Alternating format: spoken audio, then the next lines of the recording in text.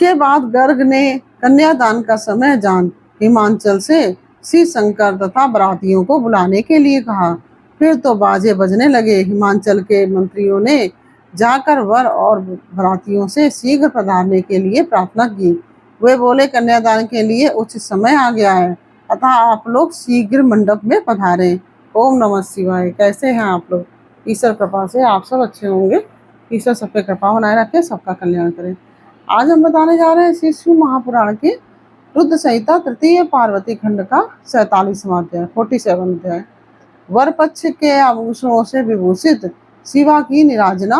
कन्यादान के समय घर वर के साथ सब देवताओं का हिमांचल के घर के आंगन में विराजना तथा वर वधू के द्वारा एक दूसरे का पूजन। ओम नमः शिवाय, ओम नमः शिवाय, हरि हर भोले नमः शिवाय। गंगाधराय शिव गंगाधराय, हरि हर भोले नमः शिवाय। नमः शिवाय, ओम नमः शिवाय, हरि हर भोले नमः शिवाय। ओम नमः शिवाय। ब्रह्मा जी कहते हैं, नारद, तदंतर गृहश्रेष्ठ हिमवान ने प्रसन्नता और उत्साह के साथ वेद मंत्रों द्वारा दुर्गा और शिव के उप स्नान करवाया, शिव का उप स्नान कराया। और तत्पश्चात गिरिराज की प्रार्थना से श्री विष्णु आदि देवता तथा मुनि कौतूहल पूर्वक उनके घर के भीतर गए। वहां उन्होंने वैदिक और लौकिक आचार का यथार्थ रीति से पालन करके भगवान शिव के दिए हुए आभूषणों से देवी शिवा को अलंकृत किया।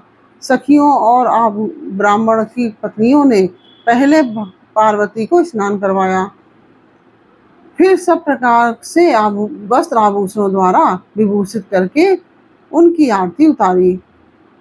तीनों लोकों की जननी महाशैलपुत्री सुंदरी शिवा दिव्य वस्त्र आभूषणों से सुसज्जित होकर मन ही मन भगवान शिव का ध्यान करती हुई वहीं बैठी। उस समय उनकी बड़ी शोभा हो रही थी। उस अवसर पर दोनों पक्षों में महान आनंददायक उत्सव होने लगा। ब्राह्मणों को शास्त्रोक्त रीति से नाना प्रकार का दान दिया गया। अन्य लोगों को भी वहां भांति भांति के बहुत से द्रव्य बांटे गए। विशेष उत्सव के साथ गीत और वाद्य आदि के द्वारा लोगों का मनोरंजन किया गया।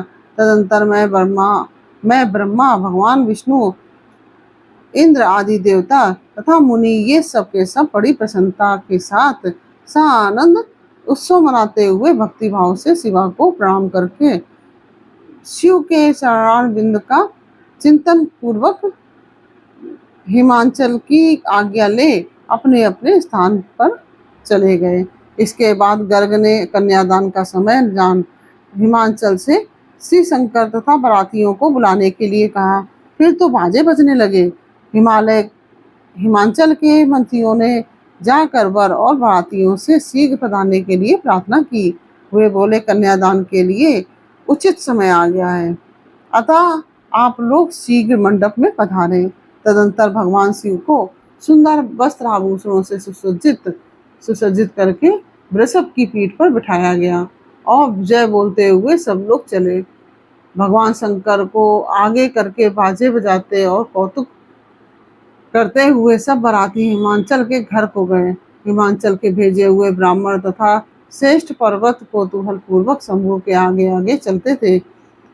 भगवान के मस्तक पर बहुत बड़ा छत्र तना हुआ था। सब ओर से उन्हें चंवर डुलाया जा रहा था तथा वे महेश्वर चंदोबे के नीचे होकर चलते थे। मैं, विष्णु, इंद्र और लोकपाल आगे रहकर उत्तम शोभा से सुशोभित हो रहे थे। उस महान उत्सव के समय शंख, भेरी, पटह, आनन और गोमुख आदि बाजे बारंबार बज रहे थे। इन सब के साथ जगत के एकमात्र जीवन बंधु भगवान शिव परमेश्वर और चित्त तेज से संपन्न हो यात्रा कर रहे थे। उस समय समस्त देवेश्वर उनकी सेवा में उपस्थित हो बड़े हर्षोल्लास के साथ उन पर फूलों की वर्षा करते थे। इस प्रकार पूजित और बहुत सी स्तुतियों द्वारा प्रशंसित हो परमेश्वर शिव ने यज्ञ मंडप में प्रवेश किया। वहां श्रेष्ठ पर्वतों ने शिव को वृषभ से उतारा और महान उत्सव के साथ प्रेम पूर्वक उन्हें घर के भीतर ले गए। हिमालय ने भी घर में आए हुए देवताओं सहित महेश्वर को विधि पूर्वक भक्ति भाव से प्रणाम करके उनकी आरती उतारी। फिर महान उत्सव पूर्वक अपने भाग्य की सराहना करते हुए उन्होंने अन्य समस्त देवताओं और मुनियों को प्रणाम करके उन सबका समादर किया। श्री विष्णु सहित महेश्वर को तथा मुख्य देवताओं को पाद अर्घ देकर हिमालय उन्हें अपने भवन के भीतर ले गए और आंगन में रत्नमय सिंहासनों के ऊपर मुझको, विष्णु को, शंकर जी को तथा अन्य विशिष्ट व्यक्तियों को बिठाया। उस समय मैना ने अपनी सखियों, ब्राह्मण पत्नियों तथा अन्य पुरंधरियों के साथ आकर सानंद आरती उतारी। कर्मकांड के ज्ञाता पुरोहित महात्मा शंकर के लिए मधुपर्क पूजन आदि जो जो आवश्यक करते थे उन सबको सहर्ष संपन्न किया। फिर मेरे कहने से पुरोहित ने प्रस्ताव के अनुरूप उत्तम मंगलमय कार्य आरंभ किया। इसके बाद हिमालय ने अंतर्वेदी में जहाँ समस्त आभूषणों से विभूषित उनकी कृशांगी कन्या वेदी के ऊपर विराजमान थी, वहां मेरे और श्री विष्णु के साथ महादेव जी को ले गए। तदंतर बृहस्पति आदि विद्वान बड़े उत्साह से संपन्न हो कन्यादानोचित लग्न की प्रतीक्षा करने लगे। गर्ग ने पुण्यावाचन करते हुए पार्वती जी की अंजलि में चावल भरे और शिव जी के ऊपर अक्षत छोड़ा। परम उदार सुमुखी पार्वती ने दही, अक्षत, कुश और जल से वहां रुद्रदेव का पूजन किया, जिनके लिए शिवा ने बड़ी भारी तपस्या की थी। उन भगवान शिव को बड़े प्रेम से देखती हुई वे वहां अत्यंत शोभा पा रही थी।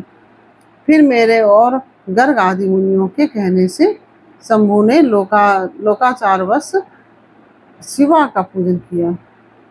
इस प्रकार परस्पर पूजन करते हुए दोनों जगन्मय पार्वती परमेश्वर वहां सुशोभित हो रहे थे। त्रिभुवन की शोभा से संपन्न हो परस्पर देखते हुए उन दोनों दंपति की लक्ष्मी आदि देवियों ने विशेष रूप से आरती उतारी। इसके साथ ही 47वां अध्याय पूर्ण हुआ। यह अध्याय आपको कैसा लगा ये हमें कमेंट बॉक्स में अवश्य बताइए।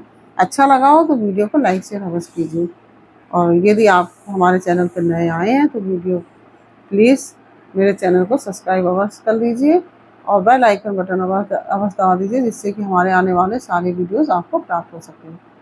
और हमें कमेंट में अवश्य बताइए कि आपको कथा कैसी लग रही है। आप लोग बता नहीं रहे हैं। हम बार बार आपसे विनती करते हैं, आपसे आग्रह करते हैं कि आप प्लीज़ हमको बताइए कथा आपको समझ में आ रही है अथवा नहीं समझ में आ रही है, यह हमें अवश्य बताइए। और नहीं आ रही है तो भी बताइए, और क्यों नहीं आ रही, उसमें क्या कमी है ये भी हमें बताइए, तो हम उसमें सुधार लाने की कोशिश करेंगे। फिर मिलते हैं आपसे अगले अध्याय के साथ अगले वीडियो में। तब तक के लिए राधे राधे। ओम नमः शिवाय।